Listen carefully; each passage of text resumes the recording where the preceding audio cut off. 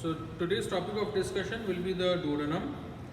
This is the anatomical position of the composite viscera of duodenum, pancreas and spleen. The details have already been described in the previous videos. Duodenum is the proximal dilated and fixed part of the small intestine. It is devoid of mesentery excepting in the proximal inch of the duodenum.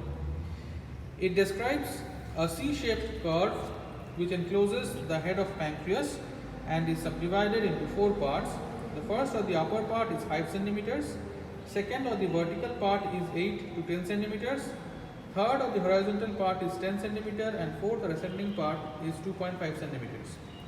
Coming to the first part, it extends from the pylorus to the superior duodenal flexure and is directed upwards, backwards and to the right. Length is 5 centimeters and on surface projection, however, the length is reduced to about 2.5 centimeters.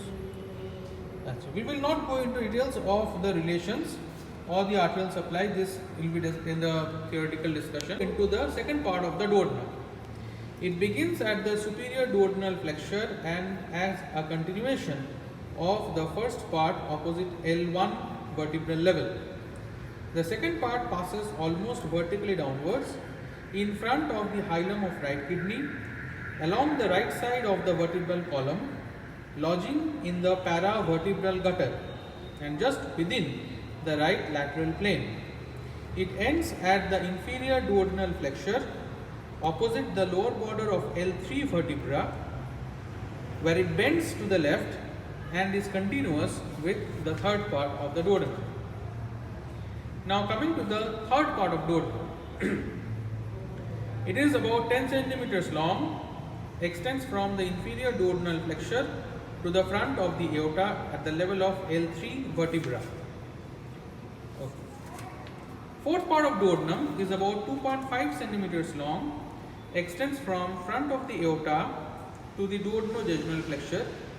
This flexure is situated on the left side of L2 vertebra, about 1.25 centimeters below the transpyloric plane and 2.5 centimeters to the left of the median plane.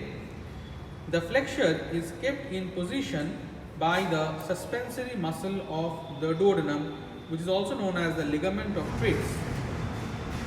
Next, we will go into the description of the interior of the second part of the duodenum. The interior, if you look closely, presents the following features. First, circular folds, which are also known as plica circularis.